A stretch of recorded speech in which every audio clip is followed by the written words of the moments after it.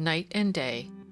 The lunch hour in the office was only partly spent by Denham in the consumption of food. Whether fine or wet, he passed most of it pacing the gravel paths in Lincoln's Inn Fields. The children got to know his figure, and the sparrows expected their daily scattering of breadcrumbs. No doubt, since he often gave a copper and almost always a handful of bread, he was not as blind to his surroundings as he thought himself. He thought that these winter days were spent in long hours before white papers, radiant in electric light, and in short passages through fog-dimmed streets. When he came back to his work after lunch, he carried in his head a picture of the Strand, scattered with omnibuses, and of the purple shapes of leaves pressed flat upon the gravel, as if his eyes had always been bent on the ground. His brain worked incessantly, but his thought was attended with so little joy that he did not willingly recall it, but drove ahead, now in this direction, now in that, and came home laden with dark books borrowed from a library. Mary Datchet, coming from the Strand at lunchtime, saw him one day taking his turn, closely buttoned in an overcoat, and so lost in thought that he might have been sitting in his own room. She was overcome by something very like awe by the sight of him. Then she felt much inclined to laugh, although her pulse beat faster. She passed him, and he never saw her. She came back and touched him on the shoulder. "Gracious, Mary!" he exclaimed. "How you startled me!" "Yes, you look as if you were walking in your sleep," she said. "Are you arranging some terrible love affair? Have you got to reconcile a desperate couple?" "I wasn't thinking about my work," Ralph replied rather hastily. "And besides, that sort of thing's not in my line," he added rather grimly. The morning was fine, and they had still some minutes of leisure to spend. They had not met for 2 or 3 weeks, and Mary had much to say to Ralph, but she was not certain how far he wished for her company. However, after a turn or two, in which a few facts were communicated, he suggested sitting down, and she took the seat beside him. The sparrows came fluttering about them, and Ralph produced from his pocket the half of a roll saved from his luncheon. He threw a few crumbs among them. "I've never seen sparrows so tame," Mary observed, by way of saying something. "No," said Ralph, "the sparrows in Hyde Park aren't as tame as this. If we keep perfectly still, I'll get one to settle on my arm."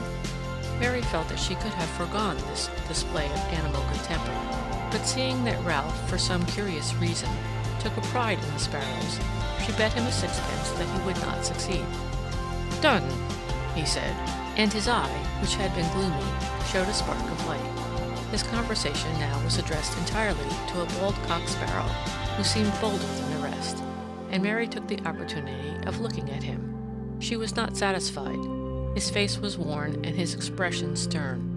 A child came bowling its hoop through the concourse of birds, and Ralph threw his last crumbs of bread into the bushes with a snort of impatience. "That's what always happens, just as I've almost got him," he said. "Here's your sixpence, Mary, but you've only got it thanks to that brute of a boy. They oughtn't to be allowed to bowl hoops here." "Oughtn't to be allowed to bowl hoops? My dear Ralph, what nonsense!" "You always say that," he complained, "and it isn't nonsense. What's the point of having a garden if one can't watch birds in it? The street does all right for hoops, and if children can't be trusted in the streets, their mothers should keep them at home." Mary made no answer to this remark, but frowned. She leant back on the seat and looked about her at the great houses breaking the soft gray-blue sky with their chimneys. "Ah, well," she said, "London's a fine place to live in. I believe I could sit and watch people all day long. I like my fellow creatures." Ralph sighed impatiently. "Yes, I think so, when you come to know them," she added, as if his disagreement had been spoken.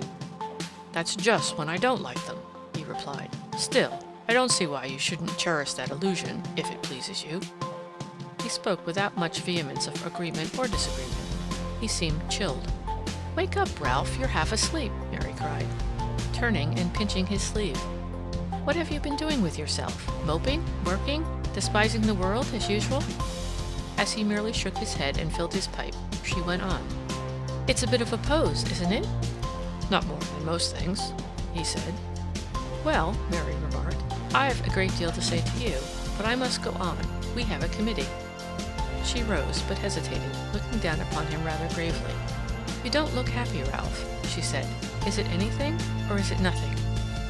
He did not immediately answer her, but rose too, and walked with her towards the gate. As usual, he did not speak to her without considering whether what he was about to say was the sort of thing that he could say to her. "I've been bothered," he said at length, "partly by work and partly by family troubles. Charles has been behaving like a fool. He wants to go out to Canada as a farmer." "Well, there's something to be said for that," said Mary. And they passed the gate and walked slowly round the fields again, discussing difficulties which, as a matter of fact, were more or less chronic in the Denham family, and only now brought forward to appease Mary's sympathy, which, however, soothed Ralph more than he was aware of.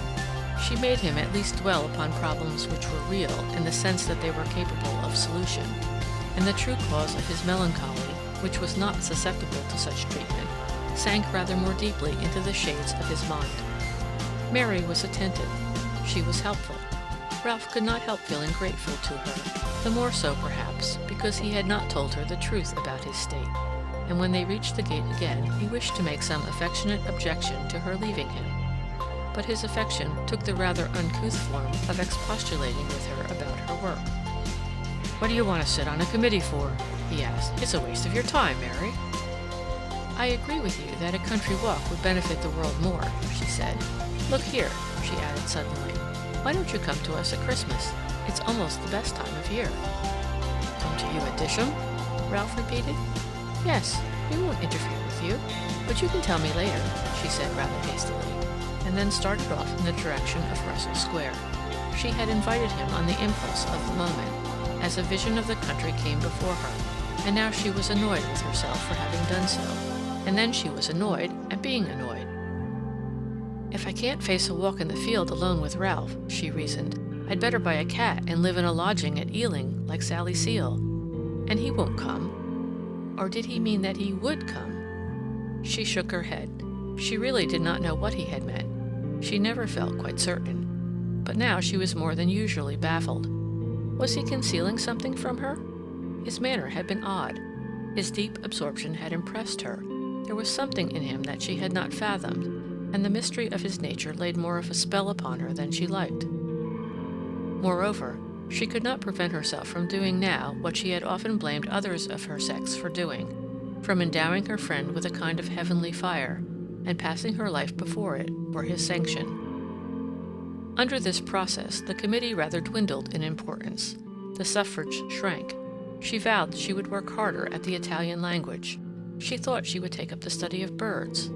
But this program for a perfect life threatened to become so absurd that she very soon caught herself out in the evil habit, and was rehearsing her speech to the committee by the time the chestnut-colored bricks of Russell Square came in sight. Indeed, she never noticed them. She ran upstairs as usual, and was completely awakened to reality by the sight of Mrs. Seal on the landing outside the office, inducing a very large dog to drink water out of a tumbler. "Miss Markham has already arrived," Mrs. Seal remarked with due solemnity, "and this is her dog." "A very fine dog, too," said Mary, patting him on the head. "Yes, a magnificent fellow," Mrs. Seal agreed. "A kind of St. Bernard, she tells me. So like Kit to have a St. Bernard. And you guard your mistress well, don't you, sailor? You see that wicked men don't break into her larder when she's out at her work, helping poor souls who have lost their way. But we're late, we must begin." And scattering the rest of the water indiscriminately over the floor, she hurried Mary into the committee room.